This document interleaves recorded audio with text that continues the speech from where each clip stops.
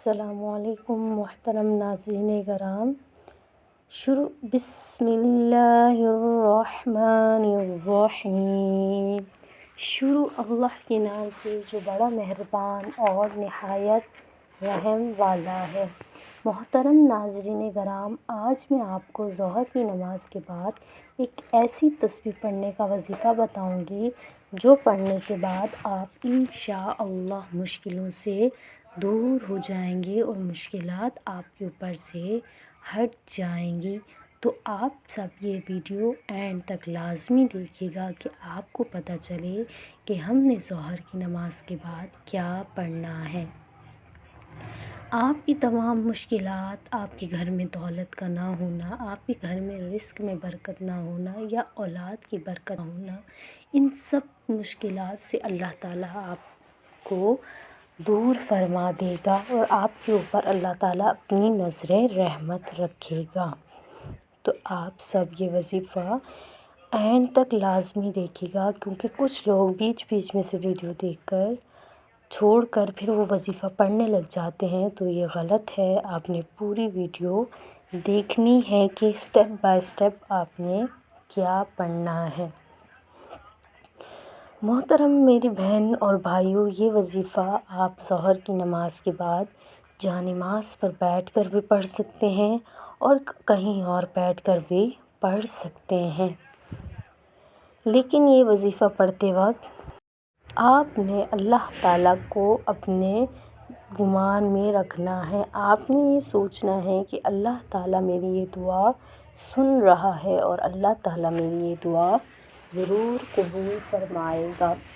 آپ کے اوپر دولت کی پریشانی ہو یا آپ کے گھر میں ایک دم سے مشکلات آ گئی ہوں یا آپ کے گھر کو پریشانیوں نے گھیرا ہوا ہو یا آپ کے گھر کو نظر ہو گئی ہو یا آپ کے گھر پہ ہر بندہ بیمار ہو رہا ہو یا آپ کے گھر میں کھانے کے بھی پیسے نہیں ہیں یا آپ کے گھر میں دوائی لانے کے بھی پیسے نہیں ہیں، تو آپ نے اللہ تعالیٰ کو ناظر جان کر یہ مجرب وظیفہ پڑھنا ہے، تو انشاءاللہ اللہ تعالیٰ آپ کی غیبی طریقے سے مدد فرمائے گا اور آپ کو پتہ بھی نہیں ہوگا کہ اللہ تعالیٰ آپ کے لیے رزق کے دروازے کہاں کہاں سے کھولے گا، اور آپ یہ سوچ کر حیران ہو جائیں گے کہ اللہ تعالیٰ یہاں سے بھی رزق کے دروازے کھول سکتا ہے۔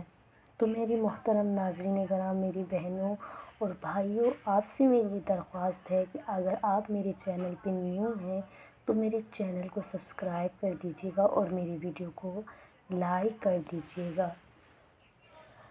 چلیں اب ہم آگے چلتے ہیں۔ اگر آپ یہ وظیفہ گھر پہ بیٹھ کے بھی پڑھ سکتے ہیں یا کہیں بھی ہیں، بس ظہر کی نماز آپ نے پڑھنی لازمی ہے، کیونکہ اگر آپ 5 وقت کی نماز نہیں پڑھتے اور ایسے ہی وظیفہ کرتے ہیں تو وہ وظیفہ قبول نہیں ہوگا، کیونکہ جو ہم پہ فرائض ہیں وہ ہم نے پہلے پورے ادا کرنے ہیں، اور نماز انسان کو کسی بھی حال میں معاف نہیں ہے۔ تو آپ نے ظہر کی نماز پڑھنے کے بعد فوراً جا نماز پر بیٹھ کر روتے روتے اللہ کی بارگاہ میں یہ وظیفہ پڑھتے وقت دعا کرنی ہے، اور اگر آپ یہ وظیفہ کرنے کے بعد اللہ تعالیٰ آپ پر سے تمام مشکلات ہٹا دے گا۔ میری بہنوں اور بھائیوں، آپ کو پریشان ہونے کی ضرورت نہیں ہے کہ یہ پیسے کیوں نہیں آ رہے ہمارے گھر پہ یا رزق کی تنگی کیوں ہے ہمارے گھر پہ۔ یہ سب سوچنے کی اب آپ کو ضرورت نہیں ہے۔ آپ نے بس ظہر کی نماز کے بعد یہ وظیفہ پڑھنا ہے، جس کے بعد اللہ تعالیٰ آپ کی تمام مشکلات حل فرما دے گا، اور اگر آپ پہ کوئی مشکل آئے گی بھی تو اللہ تعالیٰ آپ کو اپنے نظر رحمت میں رکھے گا۔ اللہ تعالیٰ تمام مسلمانوں کو مشکلات، بیماری، مرض، قہر، سب بیماریوں سے اللہ تعالیٰ دور اور حفاظت فرمائے، آمین۔ وظیفے کی جانب چلتے ہیں۔ تو جیسے ہی آپ نے ظہر کی نماز پوری ادا کر لی، 4 فرض، 4 سنت، 2 سنت، 2 نفل، تو یہ ظہر کی پوری نماز ہے۔ جب آپ نے یہ نماز پوری پڑھ لی دھیان کے ساتھ تو آپ جانماز پر ہی بیٹھ کر رو رو کر اللہ کی بارگاہ میں دعا کرتے ہوئے آپ نے سورہ کوثر کو 100 ٹائم پڑھنا ہے۔ آپ نے سورہ کوثر کو 100 دفعہ پڑھنا ہے، مگر پڑھتے ہوئے آپ کا دھیان صرف وظیفے پہ اور اللہ تعالیٰ پہ ہو کہ اللہ تعالیٰ آپ کو دیکھ رہے ہیں اور آپ کی دعا قبول فرمائیں گے لازمی۔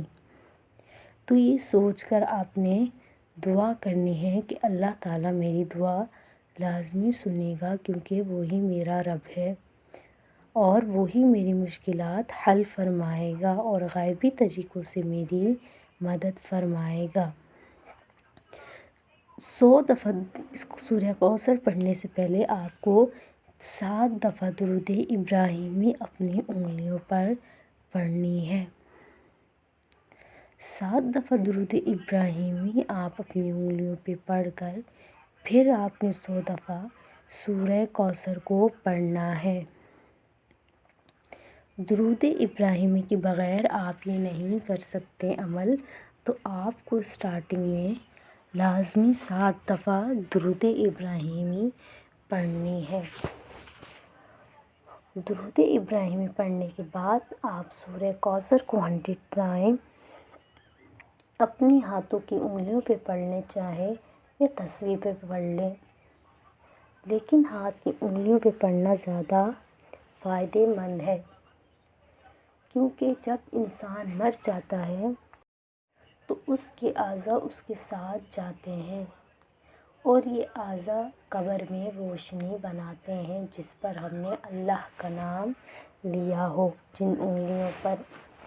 محترم ناظرین کرام، جب آپ 100 دفعہ سورہ کوثر پڑھ لیں تو اس کے بعد آپ نے 7 دفعہ پھر درود ابراہیمی پڑھنی ہے۔ اسٹارٹنگ میں 7 دفعہ درود ابراہیمی اور آخر میں 7 دفعہ آپ نے درود ابراہیمی لازمی پڑھنی ہے۔ محترم ناظرین کرام، میری پیاری بہنوں اور میرے پیارے بھائیوں، یہ وظیفہ آپ نے پورے 7 دن باقاعدگی سے کرنا ہے۔ 7 دن آپ نے روز نماز ظہر کے بعد یہ وظیفہ پڑھنا ہے۔ ایک دن بھی آپ نے یہ وظیفہ پڑھتے ہوئے ناغہ نہیں کرنا۔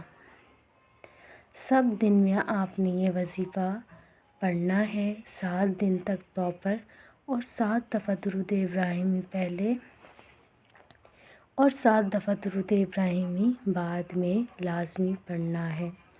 جزاک اللہ خیرا۔ آپ سب کو میری ویڈیو سے کتنا فائدہ ملتا ہے آپ سب کامنٹ میں لازمی بتایا کریں۔